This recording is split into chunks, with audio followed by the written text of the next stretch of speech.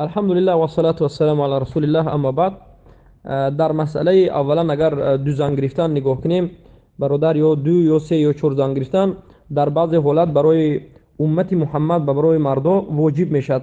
سبب این است که وقتی که زنها زیاد میشد، مردها وفات میکند یا و مردها نابود میشد. در این حالت وقتی که زن از مرد زیاد میشد، به مردها واجب است که زنها رو به زنی گیرند تا که از زنا، از فحش و فاحشه، از قنبغلی و قشوقی و از عذاب و درد رنج زندگی زنهای چی کنند؟ نجات یابند. مقصد از زنگیری در یکی از مقصدهاش همین است. البته مقصد شهوانی هم وجود داره و البته این یکی از سببهای و فضیلت‌های زیاد دارد. یکمینش این که مردی که به خاطر الله سبحانه و تعالی یک خواهر مسلمان را میگیرد، این از نزد الله سبحانه و تعالی اجر پاداش میگیرد، چرا که یک خواهر را از بیشوهری نجات داد، از بی امنیتی نجات داد، از وسوسه شیطان دور کرد و ایمان زن را بالا برد. و این چنین اگر زنی که کودک دارد، سبحان الله، کودکی که پدرش وفات کرده است یا که بی پدر است، این چنین کودک ها را با همراهی مادرش به زنی گرفتن و این چنین کودک ها را تربیت کردن به نهایت اجر ثواب زیاد دارد. برای آنکه حدیث صحیح به رسول اکرم صلی الله علیه و سلم میگویند: انا و کافر الیتیم کهاتین فی الجنه، من و کفالت گیرنده یتیم به مانند این دو انگشت در جنت هستیم. انگشت سبابه و انگشت وسطا، یعنی در جنت هم قریب و نزدیک هم نشین هستیم. بارک الله فیکم. پس این اجر را الله سبحانه و تعالی، این عمل را الله سبحانه و تعالی به هر کس نصیب نمی کند. شو به حال برادرهایی که زنهای مسلمه و خواهرای مسلمه را با همراهی فرزندانشان میگیرند، فرزندان اونها را مثل فرزندای خود تربیه میکنند. بارک الله فیکم. و این اجر و پاداشی که دارد هم در این دنیا و هم در آخرت دیده می شود. بارک الله فیکم. و این از رحم است. چه که پیامبر صلی الله علیه و میگن که ارحموا من فی الارض یرحمکم من فی السماء، من لم یرحم لم یرحم. هر کسی که رحم نمیکند، الله هم به وی رحم نمیکند. به اهل ارض رحم کنید، از الله شما رحم رو بعد از این انتظار شوید.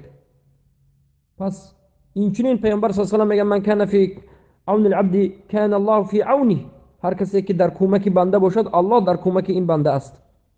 پس این چنین سخنها زیاد است و این از سنت رسول اکرم صلی الله علیه و سلم هست که من شما را امر میکند. نه فقط شما برادر عزیز، دیگر همه برادرها به قدر استطاعت کار کرده به زندگی پول یافته، یک تا دو تا سه چهار زن گرفتن این ضرور است. بارک الله فیکم. و قتاده رحمه الله میگن کسی که یک زن دارد این مرد ترسک است و کسی که دو زن دارد این مسکین غریب است، برای اینکه دو زن و در بعض حالت ها انسان اذیت میتید، هر دوش مصلحت کرده اذیت میتید. و کسی که سه زن دارد این سلطان است، یعنی اوجه میبخشد کلمه روسی صحبت کنیم، یعنی در حالتی خوب خودش حس میکند. و کسی که چهار زن دارد این اسد است، این شیر است، این لذت زندگی میفهمد. و البته فرزند زیاد می شود از این زنها و این سببی کمک به امت اسلام می شود. وقتی که انسان زن زیاد می گیرد، فرزند زیاد تولد می شود، در همین حالت نصرت اسلام پیش می رود، چرا که در یک مرد وقتی که 20 یا 30 فرزند است، 10-15 تا اینا در راه الله سبحانه و تعالی برای جهاد می بخشند. اما وقتی که یک زن می گیرد، دو فرزند، یک پسر یک دختر، این نه دختر در راه الله دادن میخواد، نه پسر در راه الله دادن میخواد.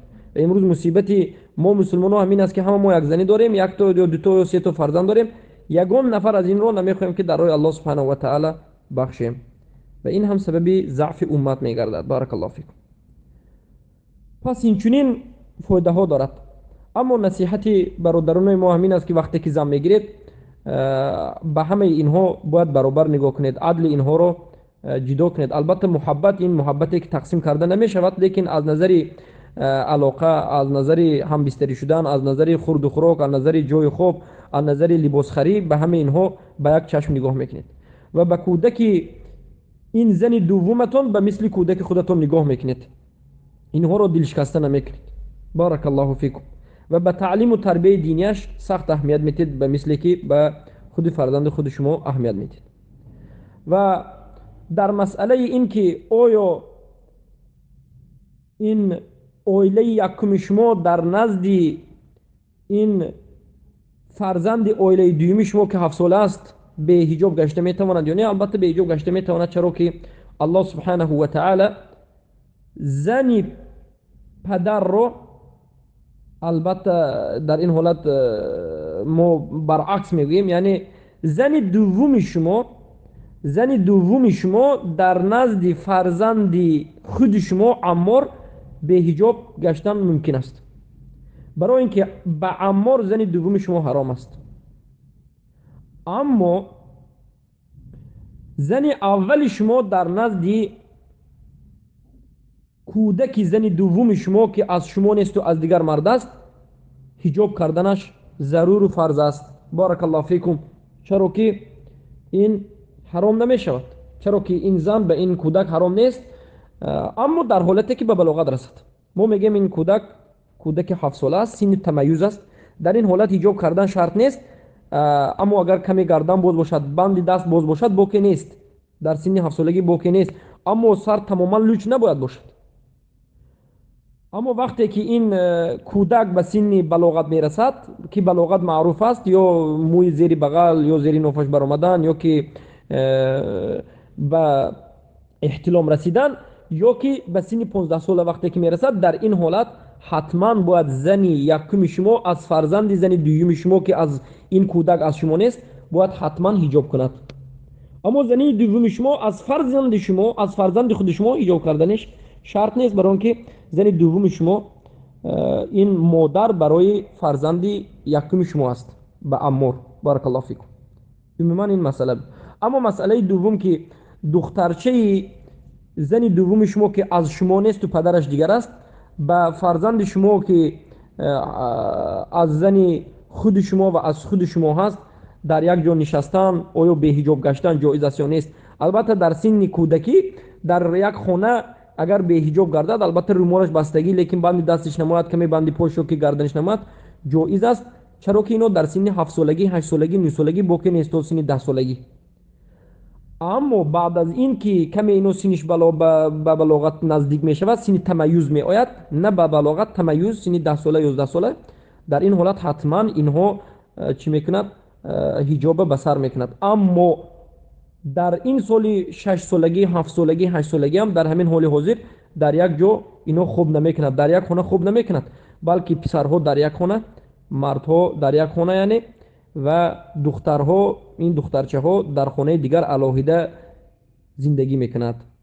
аммо ҳиҷоб кардан дар ҳоли ҳозир 100% зарур нест, аммо агар рӯмолро пӯшад, дар ҳозир аҳамият додан хуб аст, яъне каме рӯмола мепӯшад, аммо гарданиш намояд ҳам боке нест, банди даст намояд ҳам боке нест.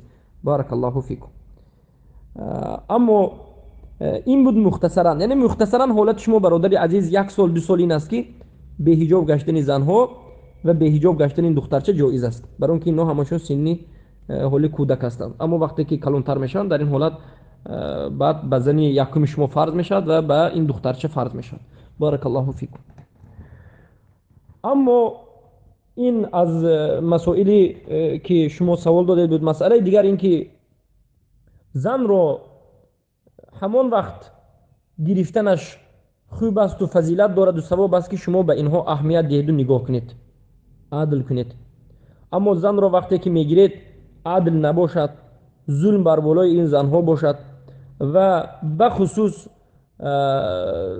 занҳоро аз ҳамдигар бениҳоят сахт ҷудо кунед, фарзандҳои кӯдаке ки ин зан овардааст аз забони шумо, аз дасти шумо ё аз гуфтаҳои шумо азият кашад, дар ин ҳолат гуноҳи азиме ба сари шумо меяд ва ин гуноҳи бузург аст. Баракаллоҳу фикум. ва ҳатто баъзе уламо азият додани ятимро гуноҳи кабира гуфтанд. дар ин ҳолат бениҳоят инсон бояд аҳамият диҳад ки савоби бузург ба амали бузург меяд. Баракаллоҳу фикум. ва гуноҳи дигаре аз барои мардон дар ҳолати дузанагӣ ин аст ки яке занро аз дигар зан ҳамеша пас занад ва дар байни ҳарду ин занҳо якеашро дашном диҳад, суханҳои паст бигӯяд. дар ин ҳолат гунаҳгор мешавад. ҳардуашро ба як назар менигаред. Баракаллоҳу фикум. ё агар сухане гуфтанӣ бошед, дар танҳогӣ ба инҳо сухан мекунед ва якеашро дар назди дигараш сахт чӣ намекунед, сифатҳои хубашро баён мекунед. умуман ҳамин аст. Баракаллоҳу фикум. ва اگر یگون مسئله دیگری مونده باشد سوال میکنید انشالله باز صحبت میکنید. و آیا در یک خانه زندگی کردن ممکن است یا نیست؟ البته ممکن است، باکی ندارد. بارک الله فیکم. اگر در دو خانه باشد هم بهتر و افضل است، اما در یک خانه ممکن است، هیچ مشکل ندارد. و تعلیم گرفتن و به مسائل دینی نگشتن این از همه مهمترین مسئله زندگی است، یعنی به مسائل دینی نگاه کردن. بارک الله فیکم. و خصوصا مسائلی که گرفتن زنی برادران شهید و نگاه بین کردن اینها، این والله به نهایت اجر و ثواب زیاد دارد. و خور کردن زن شهدا و نگاه نکردن و به اهمیتی کردن بر اونها هم گناهی سخت دارد. پس برادر عزیز، ما باید همه ما و این زنهایی که برادرای شهید ما می باشند به اونها سخت اهمیت دیم. بارک الله فیکم. السلام علیکم و رحمت الله و برکاته.